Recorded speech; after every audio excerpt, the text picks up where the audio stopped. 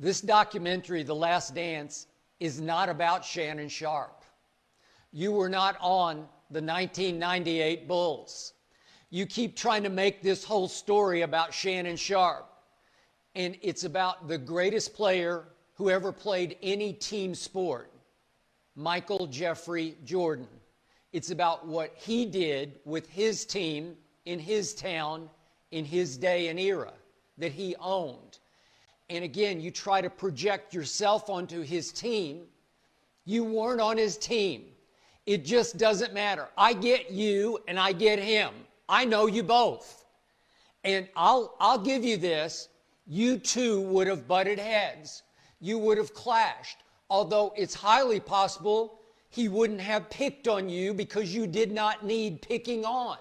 You were self-motivated. You showed up every day to give it win at all costs effort and attitude that he preached and drove into the 98 Bulls. You already had it in you. You were born with it. You're still self-motivated in your workouts. So again, you might have blended in. Maybe there had been some point where he thought you could have given a little more, but he treated each player very, very differently. And to answer Jenny's first question, because I don't want to stray too far from the topic here, I do give LeBron some credit for his leadership capabilities, and I'll mention those in just a moment. But I'm sorry, when you force me to put LeBron as a leader in the same sentence with Michael Jordan as a leader, it's blasphemy. It's heresy. It's wrong. It's not fair. Michael Jordan was far, far beyond LeBron as a leader because, to me, Michael Jordan was the greatest leader / motivator we've ever seen in sports. And we're going to talk later in this show about a guy you played with, Ray Lewis, one of the great leaders ever. Shannon Sharpe was one of the great leaders ever. Tom Brady, one of the great leaders ever. But I can't put any of you three in the same pantheon with Michael Jordan because he was a force of nature as a leader. He was more of the coach of that team than Phil Jackson was the coach because Michael was the one who pushed all the buttons. And I want to drive this point home. Remember LeBron's infamous quote back in February of 2016? That night they had lost at New Orleans. He was still with the Cavaliers, obviously. And he complained to the media after the game, we, the Cavaliers, we're top-heavy as bleep. You said that, LeBron? You just trashed the 9 guys below Kyrie and Kevin Love and you at the top. It's the big three, and then you're top-heavy as bleep? Well, trust me on this. The 98 Bulls were top-heavy as bleep. Scottie Pippen was not an alpha.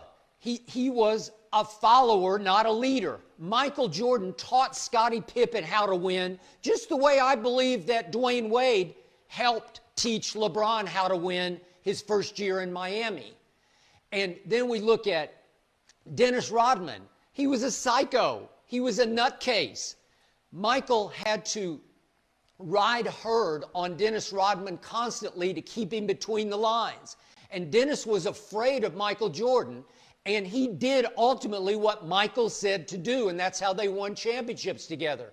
And Tony Kukoc was a softer Euro kind of a player and a sixth man. He's talented, but he needed Michael to show him the ropes, to drive home to him that you've got to be tougher. Michael toughened up Tony Kukoc in practice. And dare I start down the rest of the roster?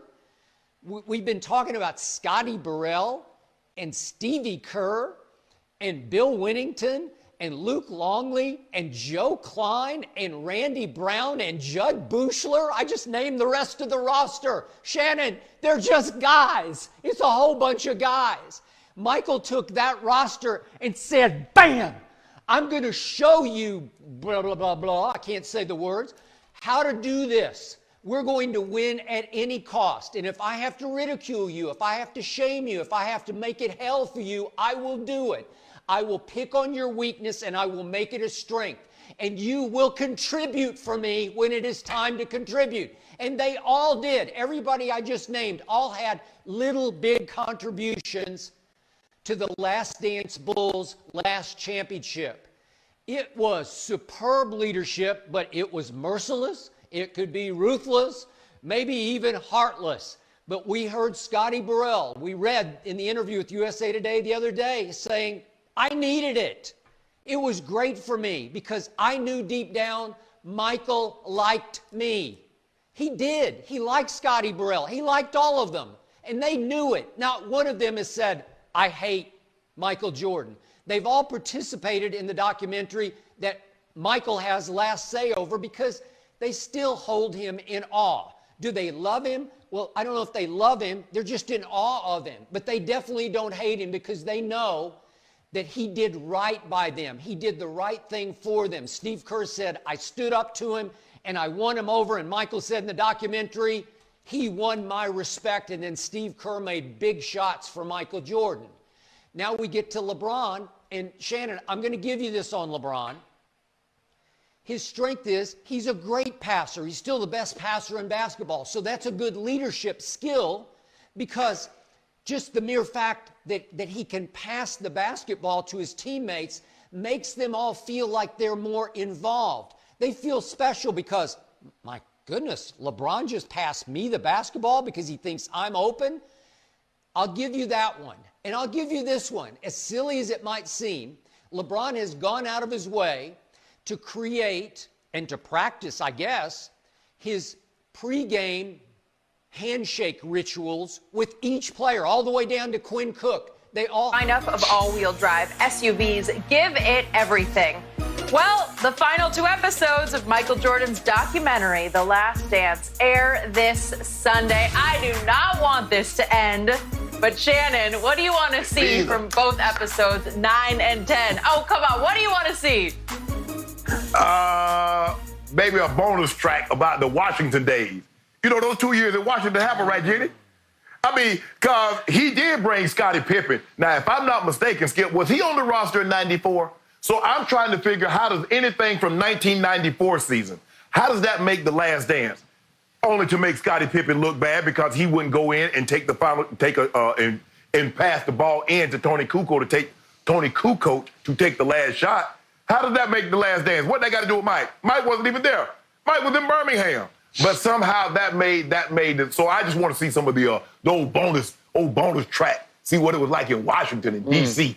Because they were very happy to go see him play. No, Skip, I think in all honesty, all seriousness, all jokes aside, I don't really know what I'm looking for, Skip. I want to know how he's, obviously the last shot's going to be in there, but I just want to know. So we've seen, the maturation of Mike, and we've seen the behind the scenes of how he got guys motivated. Skip said it was just motivation. It was harsh motivation.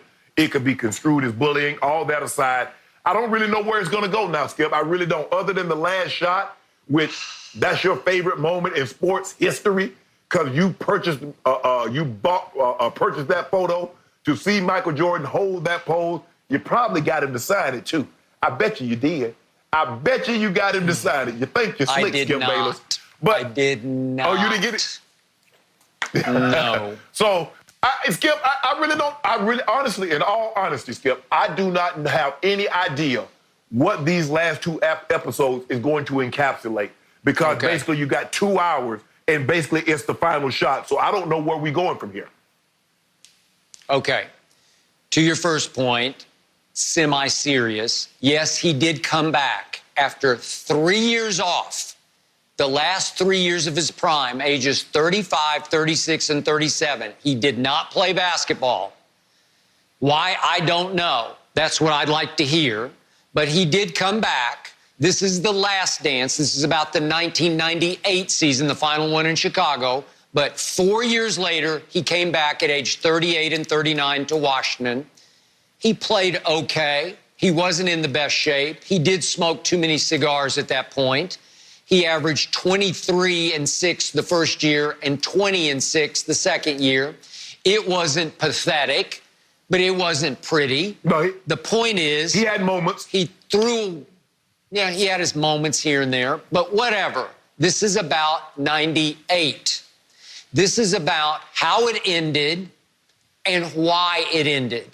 And again, I was there in 98 as the columnist of the Chicago Tribune, and what was often perplexing to me was Michael spoke a lot to the media,